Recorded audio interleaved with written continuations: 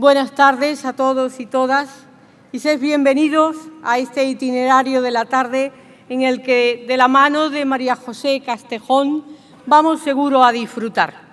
Os la presento un momentito y brevemente. María José, sobre todo, quiere que os presente como sierva seglar de Jesucristo sacerdote. Ella, en este momento, es la directora general de este instituto secular y por eso también me decía, remarca que yo soy una mujer, pues con el corazón apasionado por la secularidad consagrada. Creo que eso te define con mucho cariño, María José.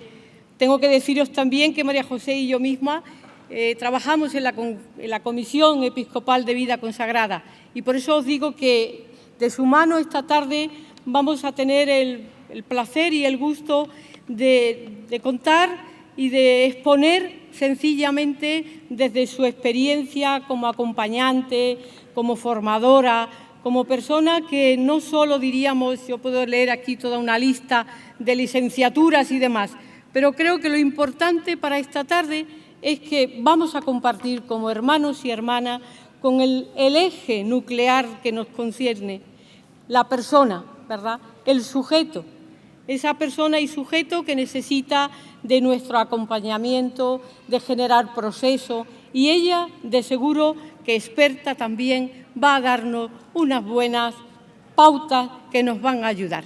Muchas gracias, María José, por contar contigo esta tarde y porque de seguro todos y todas vamos a disfrutar mucho contigo. Muchas gracias. Muchas gracias.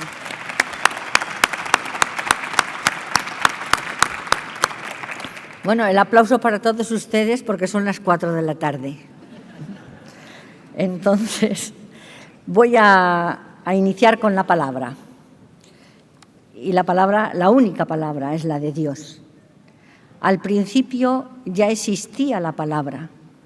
La palabra estaba junto a Dios y la palabra era Dios. Todo fue hecho por ella y sin ella no se hizo nada de cuánto llegó a existir.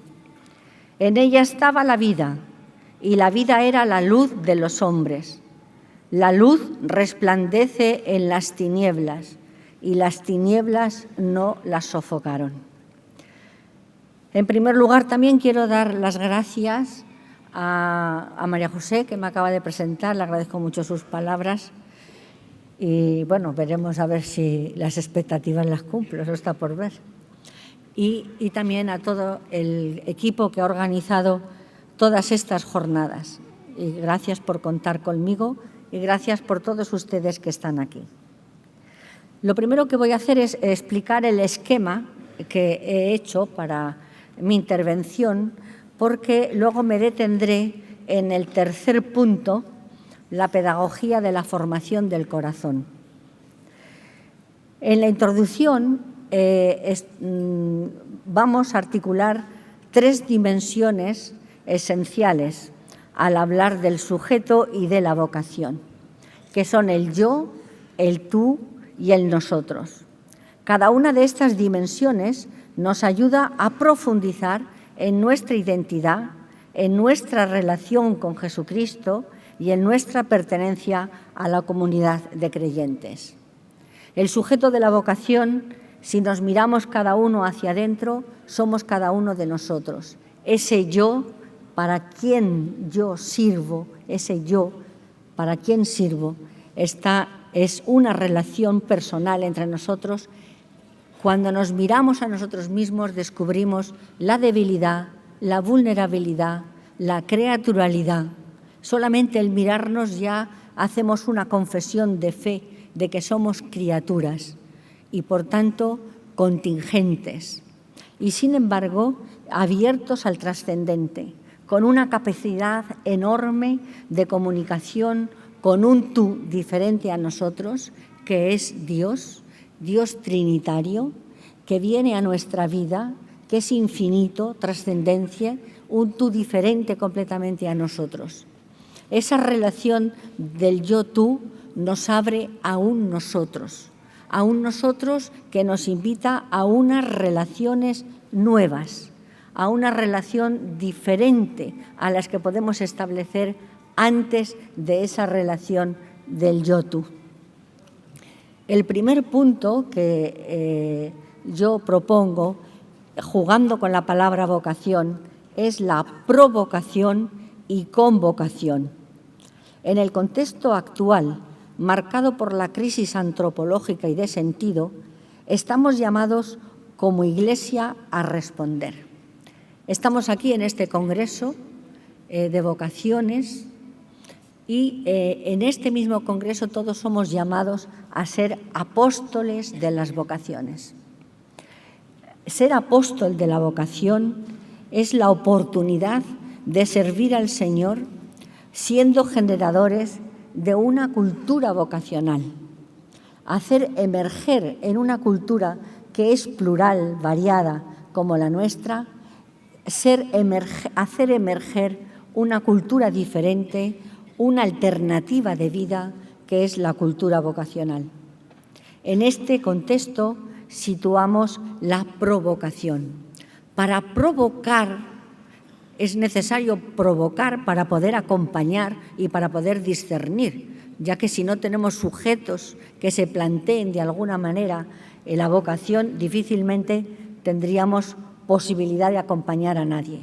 Provocar, por tanto, es provocar en la persona, conectar con sus necesidades, provocar preguntas, querer que le demos respuestas.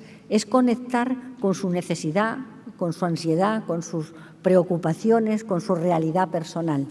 A la vez también es despertar a la sensibilidad sobre un mundo que necesita justicia, que es capaz de presentar los rostros sufrientes, el rostro sufriente de los inocentes, del maltrato, de la trata de blancas, de la gente de la calle. Es decir, es capaz de despertar en el otro una sensibilidad para trabajar por amor al otro, por la dignidad del otro, por conseguir darle un sentido a su vida de entrega al amor. Es necesario también, además de provocar, poder convocar en una comunidad de discípulos de Jesús, una asamblea de llamados, los cuales hacen presente el reino de Dios con la entrega de sus vidas. Es la Iglesia convocar a una comunidad eclesial que está en camino y que acoge el reino. Ahí va a experimentar el que ha sido provocado para seguir al Señor, provocado para plantearse preguntas, un lugar, un nosotros que le va a acompañar a seguir las huellas de Jesús.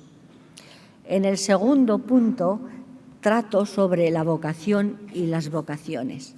El apóstol de las vocaciones es el hombre o la mujer que ama profundamente la existencia y es experto en humanidad y no se escandaliza de la humanidad, sino al revés, la abraza y la ama. El apóstol de las vocaciones descubre al Señor de la vida en cada rostro con el que se encuentra, sea sufriente, alegre, viviendo las circunstancias en las que esté.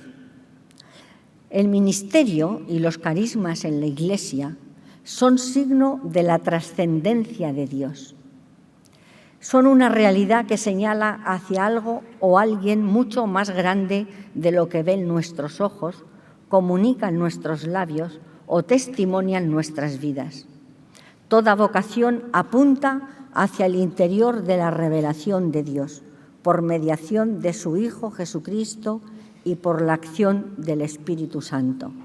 Ser apóstol de las vocaciones es amar todas las vocaciones en la Iglesia, no ser excluyente de ninguna.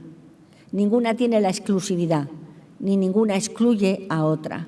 Todos somos necesarios, porque el Espíritu Santo va provocando ministerios, carismas y formas de vida cristiana según se necesitan en ese momento histórico.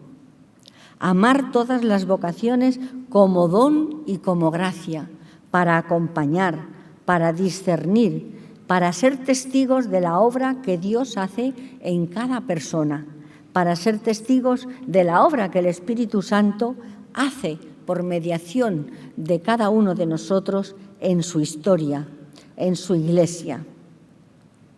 Por último, decir en este punto de las vocaciones que tenemos que ser personas que alabamos y damos gracias a Dios continuamente por los laicos, por las familias, por la vida consagrada en todas sus formas, que son muchas, por el ministerio apostólico, los sacerdotes.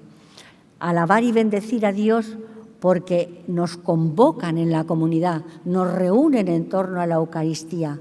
Hablar de sacerdocio ministerial es hablar de todas las vocaciones en la Iglesia reunidas en torno a la mesa, en torno al altar para celebrar la Eucaristía y ser enviados al mundo para poner la mesa de la Eucaristía por los surcos de la historia y en los caminos del reino, para convocar a otros que no han venido, pero que son convocados también a sentarse a la mesa presidida por el único Señor, que es Jesucristo.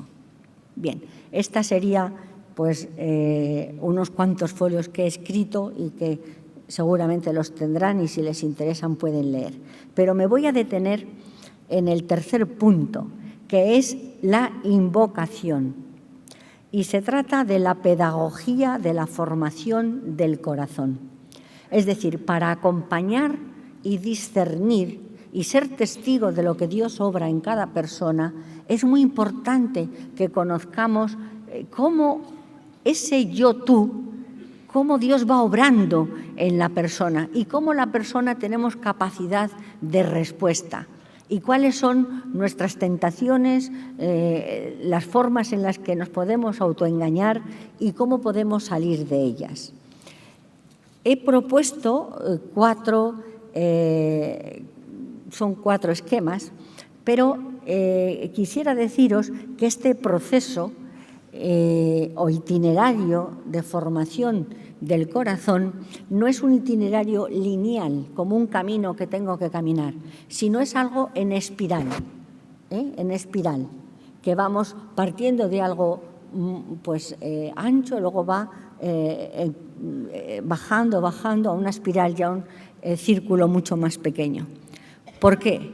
Porque el itinerario del yo, tú, nosotros nos lleva a una profundidad, a una hondura, que en la medida en que vamos viviendo el círculo más grande, entramos en otro más pequeño, de más hondura, de más profundidad, pero que incluye el anterior.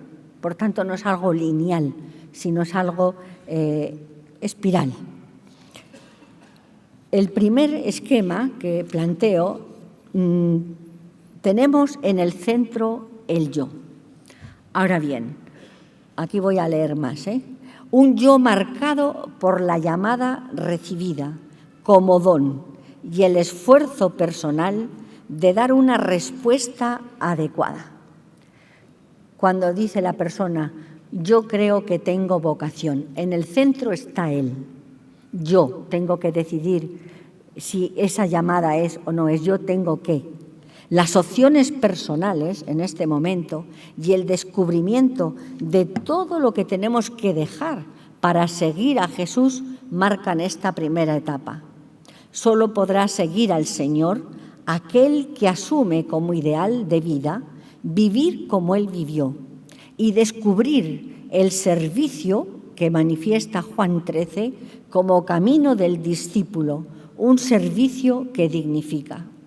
Es una etapa de la vida espiritual muy importante, porque nos jugamos opciones de vida importantísimas y muchas veces en nuestra existencia tendremos que volver a este momento fundante, donde experimentamos que Dios contaba con nosotros, que había dicho nuestro nombre, para cualquier opción de vida.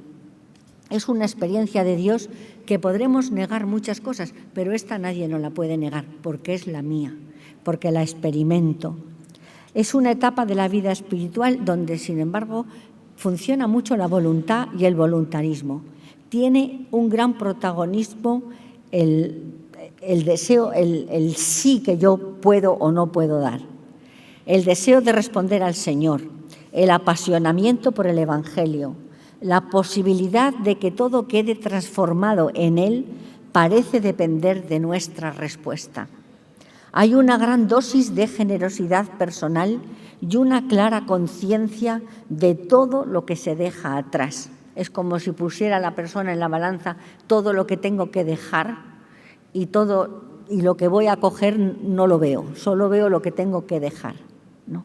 Yo recuerdo, solamente una vez en la vida he subido a Gredos, que llevaba una mochila con bastantes cosas, pero lo cierto es que en la medida en que iba subiendo me sobraba todo lo que llevaba. Si me hubiera podido quitar la piel, me la quito también, porque te sobra todo.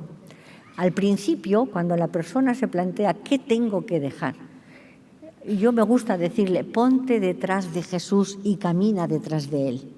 Y ahí mismo descubrirás lo que hay que dejar. No dejes nada sin que Él te lo diga, porque igual te va a hacer falta. Pero, sin embargo, sí que hay una tentación en esta etapa. Es quedarnos en nosotros mismos, dándole demasiada importancia a lo que dejamos, sin saber todavía muy bien lo que vamos a recibir. Es la tentación de guardarnos una carta en la manga, por si acaso, correr los riesgos justos sin terminar de abandonarnos en las manos del Señor. Las consecuencias en la vida espiritual son someterse a una serie de cumplimientos, ir a mínimos, autojustificarnos y culpabilizar a los demás. La forma de vencer esta tentación es profundizar en el conocimiento interno de Cristo Jesús e ir llevando a la vida aquello que descubrimos. Si yo descubro que el reino de Dios es justicia, vivir la justicia en concreto, en lo pequeño, en mi día a día, vivir la prudencia, vivir la fortaleza en la adversidad, vivir la templanza cuando me contradicen, vivir la fe, decir, Señor, creo en ti, vivir la esperanza de que este mundo tiene su esperanza en Cristo Jesús, donde todos seremos, donde Cristo será todo en todos. Vivir, sobre todo, la caridad. Este ejercicio de las virtudes nos lleva a vivir como Él vivió, a ir descubriendo el cómo de Jesús. Vencida la tentación, el resultado es que nos encontramos con una perla preciosa y vendemos todo lo que tenemos para adquirir esa perla preciosa. Y además sentimos que nada merece la pena, nada más que el reino, que lo que hemos descubierto, que prefiero perder todo con tal de ganar a Cristo Jesús.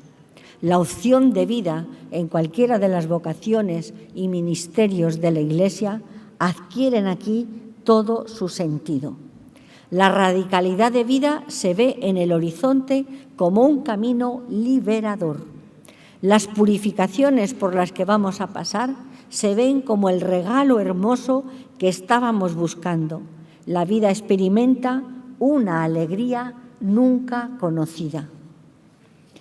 En el segundo esquema, vamos profundizando en la espiral. La he llamado identificación con Jesús. La situación anterior nos sumerge en el siguiente paso. El centro de nuestra vida es Jesús. Descubrimos con gran alegría al Jesús histórico, modelo de nuestra vida, a ese Jesús de los Evangelios que camina por Galilea, que nace en Belén, que vive la vida en Nazaret, que sube a Jerusalén. Nos introducimos y nos vamos, estamos viendo y siendo inmersos en el gran significado de la encarnación. El Verbo se hizo carne. Jesús asumió la humanidad. Decíamos, el apóstol de las vocaciones es experto en humanidad. Jesús es el experto en humanidad, el que nos va a enseñar cuál es la humanidad. Nacido de mujer, vivió como hombre y murió como tal. Nos sentimos identificados con Él y con su proyecto, con el reino y con el rostro del Padre. Su estilo de vida no es ajeno a la mediación que ejerce el medio del mundo. Vino a salvar a todos, pero esta salvación, aquí encontramos el cómo de Jesús, se hace desde abajo, situándonos entre los últimos, haciendo posible la salvación universal en Jesús sacerdote. Descubrimos la espiritualidad del descenso. Él asumió la condición de hombre pasando por uno de tantos. Ninguna realidad humana le es ajena a Jesús, ninguna, ni queda fuera de la salvación nadie. Se nos ofrece a todos. La salvación descubre la persona, se anuncia con obras y palabras.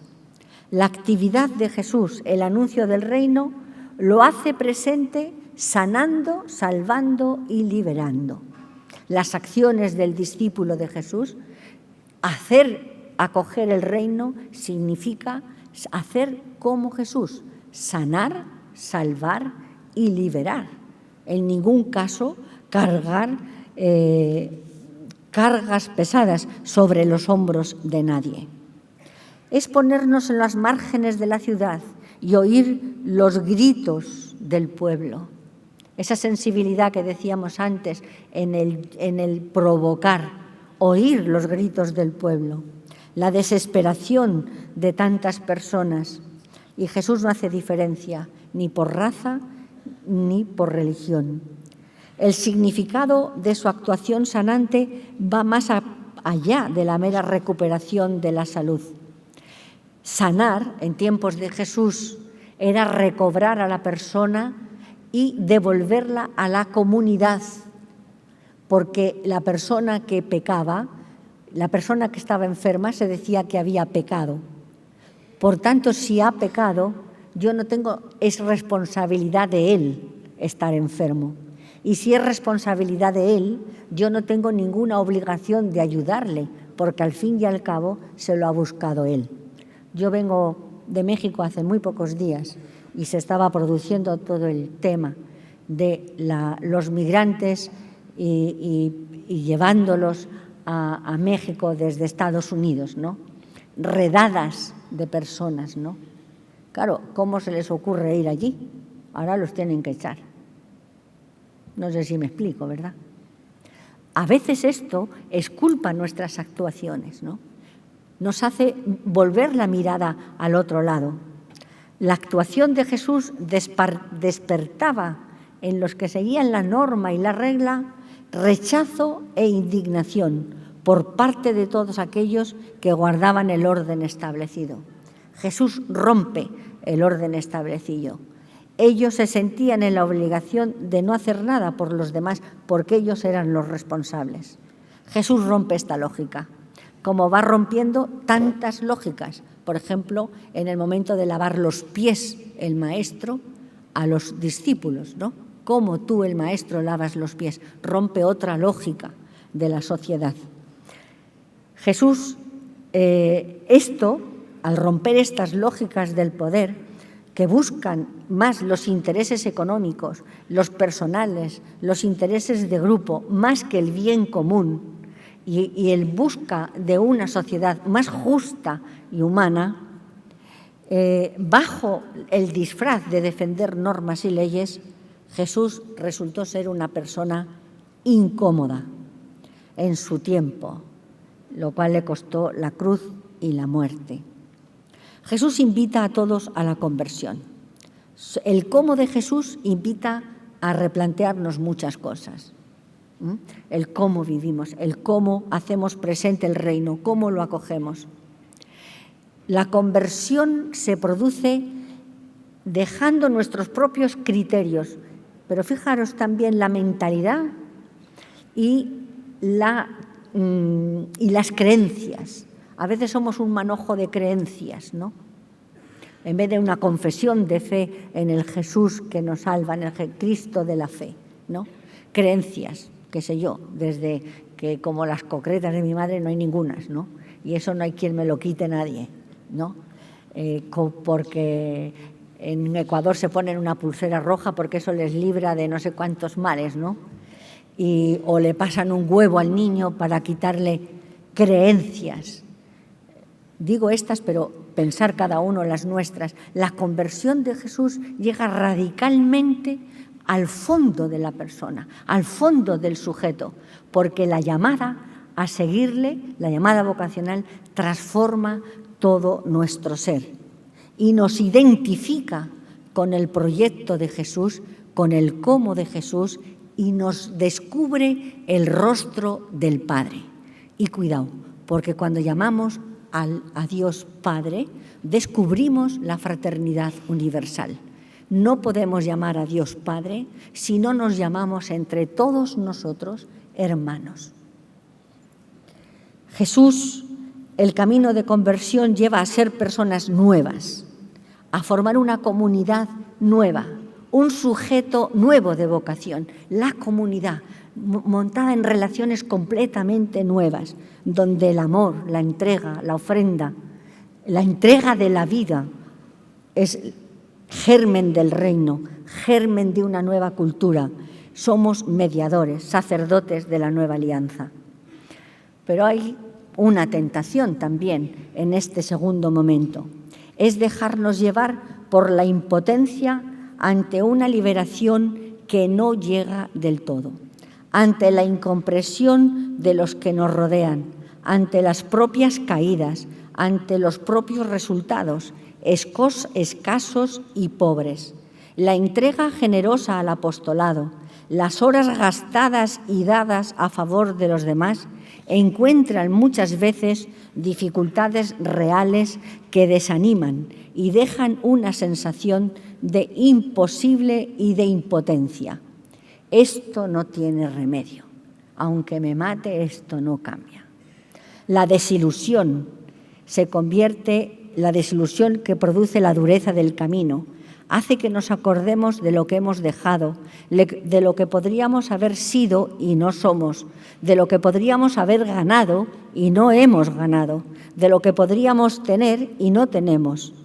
Las opciones hechas pierden brillo, la perla preciosa pierde consideración, nos pesa todo lo que hemos pagado por ella y quisiéramos recuperarlo. Es un momento en que podemos quedarnos en la búsqueda, cuidado, de compensaciones que se convierten en una huida hacia atrás.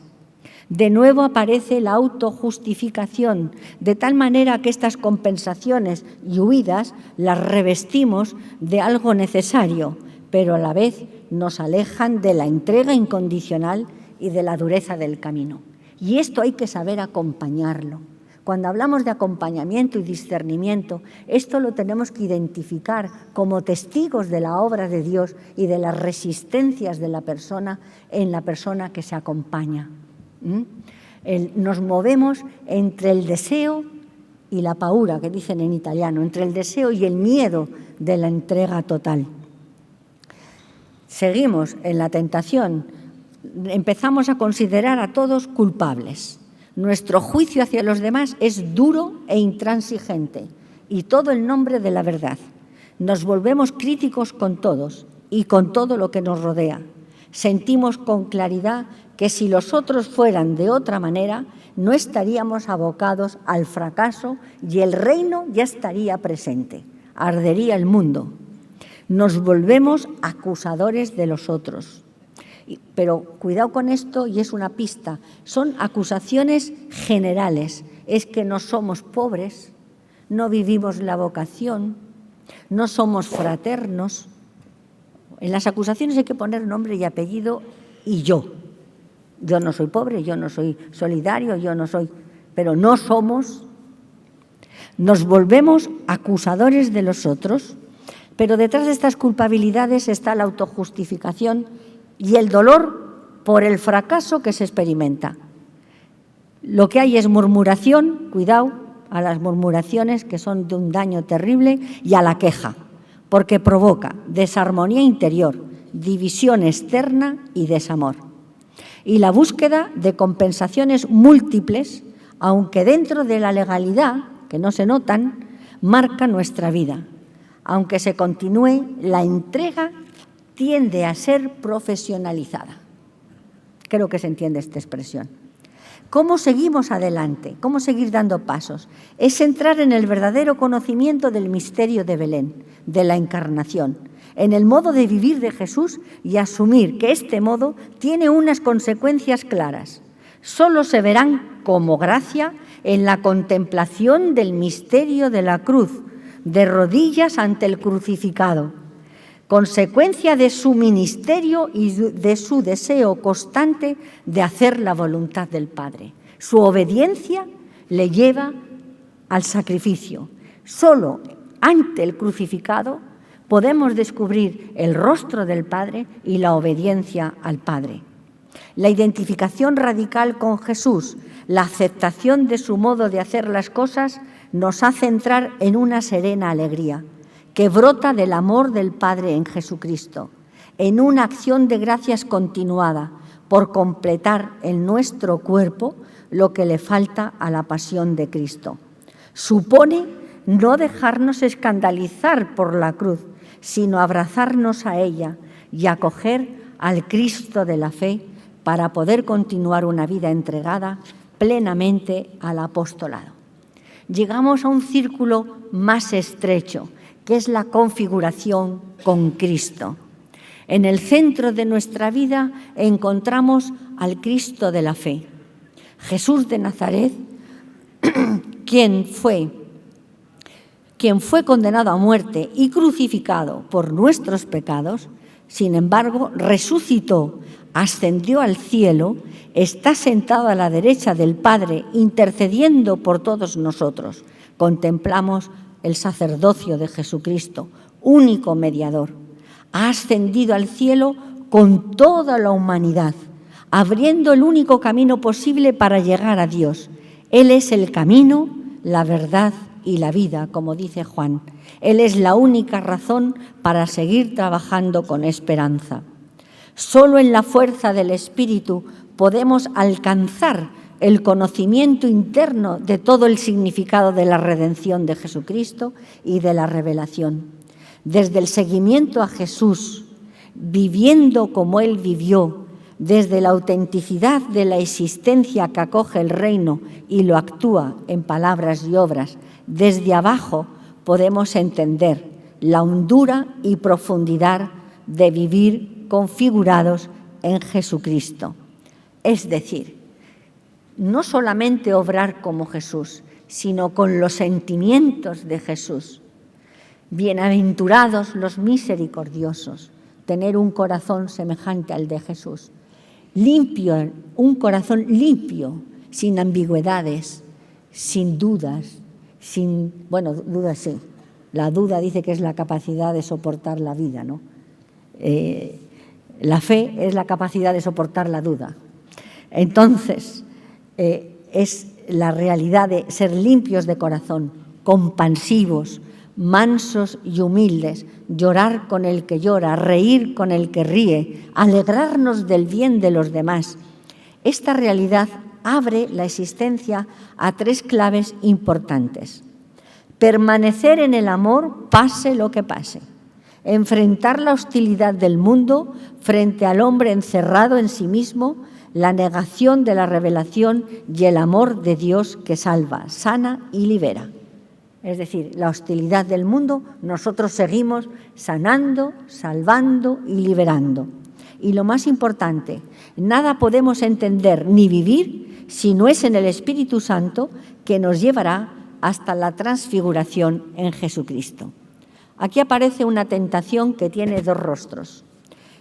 El primero, el abandono de la fe. Dejamos de creer. Por no soportar la tensión del reino y la hostilidad del mundo. Ser cristiano es vivir en tensión, Por ejemplo, por no soportar la falta de reconocimiento por parte de los otros, de todo lo que estamos haciendo y entregando. el constatar y oír que nos hace falta tener fe para hacer algo por los demás. Y sin embargo, ser testigos de que hay gente que se ve muy feliz y no soporta la tensión de la fe, ni vive el seguimiento a Jesucristo y se lo pasan bastante bien. La vergüenza a presentarnos como creyentes ante nuestros vecinos, nuestros compañeros de trabajo, de profesión, nuestros familiares, guardamos silencio. Incluso si somos consagrados, ¿no?, o sacerdotes, pues no lo decimos, en nuestros ambientes lo ocultamos. Es ocultar Jesucristo, es nuestra vida y nuestro todo. La incoherencia de la vida, seguir hablando, por un lado, del mandamiento del amor y no actuar en consecuencia, no implicarse en la lucha por la justicia, relegar el compromiso cristiano a los ámbitos privados, nos hablaban ayer de la separación entre fe y vida, como si los valores evangélicos, las virtudes, el anuncio de la nueva noticia no tuviera nada que ver con nuestro mundo familiar, profesional, en la vida pública, sino que todo eso queda relegado a mi vida privada, íntima. No ser transmisores de vida e integrarnos en la cultura de la muerte que nos rodea, como el consumismo, la avaricia, el egoísmo. No luchar por aquellos que ven su vida amenazada, por el hambre, por la falta de vivienda, por el reconocimiento de sus derechos. No luchar contra la guerra, el paro, la violencia. No anunciar ni transmitir la vida y el amor de Dios, que es fuente de la vida. Vivir avergonzados de los sacramentos, vaciándolos de contenido, reduciéndolos a un pietismo particular y no en una fiesta a la que todos somos invitados para participar. Esta situación lleva a algunas determinaciones. La primera es dejar el seguimiento a Jesucristo. Explícitamente, me voy. Abandono la comunidad y la Iglesia. La segunda, que es peor, es dejarla solo implícitamente, por cobardía y por seguridad. Esta es más sutil y un veneno para la Iglesia y para la comunidad. Es vivir aparentemente igual, pero la realidad de la vida es ambigua, no se vive consecuentemente. Signos que se desprende, el ir por mi cuenta, el no discernimiento en la comunidad, el acomodarse, el vivir seguridades, la indiferencia hacia los otros. No se critica ya ni nos molestamos en criticar, porque no nos importa lo que hagan, o bien para que no se metan en nuestra vida. Si yo no digo nada de nadie, pues seguramente no dirán nada de mí. Se exige a los demás respeto, a mi forma de vivir las opciones hechas y de interpretarlas. Se llega a una situación de acomodarse con el mundo sin tener la valentía de abandonar la seguridad de la comunidad. Los pasos a seguir para vencer la tentación son resistir, soportar la tensión, aprender a vivir la tensión configurados en Jesucristo, tener los sentimientos de Cristo Jesús, permanecer en el amor consecuente, aceptar ser a veces resto, minoría, sentirse cuerpo de Jesucristo presente en la historia, descubrir sus presencias, la creatividad en la acción y, sobre todo, una mayor radicalidad de vida, arraigados en la relación de intimidad con Jesucristo, vida sacramental, litúrgica, comprometida, contemplativa y orante. Y llegamos al último círculo de nuestra espiral, la transfiguración en la Trinidad. Llegamos a la culminación de todo el itinerario. Entramos en una situación existencial donde confluyen todos los elementos de los esquemas anteriores. Las opciones hechas, la identificación con Jesús, la configuración con su corazón. La luz de la gracia nos hace vivir conscientemente de nuestra realidad y descubrimos nosotros nuestra nada, nuestra debilidad, nuestra limitación y somos conscientes del pecado personal, del pecado estructural y de la omisión. Se vive la experiencia de la humildad profunda frente a la grandeza del amor de Dios, revelado en Jesucristo y hecho presente en la historia por el Espíritu Santo. Se abre la esperanza de la plenitud, la muerte como un nuevo nacimiento que se experimenta el encuentro definitivo con Jesucristo, que nos introduce en la vida trinitaria y vivir la plenitud en el amor, donde todo es en Cristo. Se experimenta la comunión como lazos de amor hacia todos, con rostros concretos que sufrimos y amamos. La tentación en este momento es dejarnos abatir por nuestra propia condición de debilidad, por escandalizarnos de nuestra propia experiencia de pecado, por la no realización del proyecto de Dios. Dudamos de la veracidad de la experiencia, por vernos a nosotros mismos como la nada, y al ser conscientes del impacto del pecado en nosotros y en el mundo. Podemos incluso negar que esta experiencia que estamos teniendo de Dios procede de la gracia y la negamos.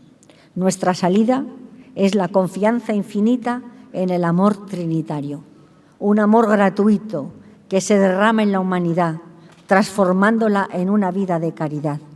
La reflexión y estudio de la palabra de Dios nos darán más pautas para seguir creciendo en hondura, en profundidad y viviendo en la plenitud contingente del amor de Dios, vivir la caridad, una caridad heroica, una caridad extrema hacia los demás, derramar nuestra vida en favor de los otros.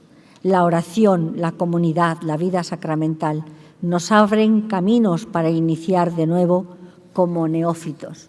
En esta experiencia nos da la sensación de que tenemos que empezar de nuevo y nos viene justo para decir en el nombre del Padre y del Hijo y del Espíritu Santo. Somos peregrinos detrás de las huellas del Maestro, de la mano de la divina providencia y, cómo no, de la mano de María, y alcanzados por la fuerza del Espíritu Santo. La palabra de Dios que escuchamos es: bástate mi gracia, porque mi poder se perfecciona en la debilidad. Estos 4 momentos o 4 espirales que hemos viendo, espero que nos den pistas para descubrir la pedagogía de Dios, la acción de Dios y la respuesta del hombre, para poder acompañar, para poder discernir al sujeto que es cada persona dentro de una comunidad, que es sujeto también de vocación. Y termino esta intervención con otra palabra: evocación. Evocar es pasar por el corazón el itinerario vocacional de nuestra vida. Es necesario evocar continuamente nuestro itinerario, lo que Dios ha hecho con nosotros, lo que Dios hace. También ayudar a los demás a que evoquen toda su historia de relación con el tú y en la comunidad. Nuestra vida como sujeto de vocación, desde la experiencia inicial de un tú que nos interpela y nos pone en camino para discernir la forma de vivir el discipulado. Las decisiones que hemos tomado nos han conducido a vivir vocacionalmente una determinada forma de vida evangélica. La vocación tiene que concretarse en una forma evangélica, la que sea, todas las vocaciones, la que sea, en una, comprometiéndonos en la misión evangelizadora de la Iglesia y que nos llevan a una meta común a todos, que es la santidad de vida. La llamada universal a la santidad nos une a todos. Y termino con 2 frases para no cansar más. Una: el sujeto de la vocación cree que él es el que tiene la vocación, pero en la medida en que vamos entrando en la hondura y profundidad del conocimiento interno de Cristo Jesús, que nos introduce en la Trinidad y nos envía a la misión, a los surcos de la historia, y descubrimos y desvelamos el rostro de Cristo en tantos rostros de nuestros hermanos, nos damos cuenta de que nosotros no tenemos vocación, que la vocación nos tiene a nosotros. Y esta experiencia es extraordinaria. Es una experiencia de gracia. La vocación nos tiene a nosotros, nos sostiene, nos da identidad, nos da misión, nos descubre para quién soy. Por otro lado, tenemos la historia que nos cuentan, la historia que aparece, la historia que nos narran. Pero por otro lado está la intrahistoria que se engendra en las comunidades, en la vida entregada, en la santidad de vida, de esos padres que entregan la vida por sus hijos, de estos que cuidan a sus ancianos silenciosamente durante años, en aquella misionera que está entregando su vida, vete a saber dónde, promocionando la dignidad de la persona, aquellos que se mantienen en sus sitios a pesar del crimen organizado. Yo visitaba a miembros de mi instituto, ¿no?, en un lugar donde el crimen organizado es tremendo, y ahí están, y ahí siguen con un testimonio cristiano, sin querer salir de allí. Y en la vida normal y corriente de nuestros padres, de nuestras madres, de nuestros amigos, allí donde hay santidad, donde hay vida de comunión. La santidad, ahí donde hay santidad, se está emergiendo la cultura vocacional. Apóstoles de las vocaciones. Acompañamos, discernamos, teniendo en cuenta y siendo testigos de toda la obra que Dios hace, sabiendo que es la vocación la que sostiene a la persona, la que le da la identidad, la misión, la razón y el sentido de su vida. Y sepamos que la historia no la escriben los periódicos, la historia la escribe la santidad de vida de tantas personas. Y termino con un verso que me gusta mucho de Santa Teresa de Jesús. Vuestra soy, para vos nací. ¿Qué mandáis hacer de mí? Soberana majestad, eterna sabiduría, bondad buena al alma mía, Dios alteza, un ser bondad, la gran vileza mirad, que hoy os canta amor así. ¿Qué mandáis hacer de mí?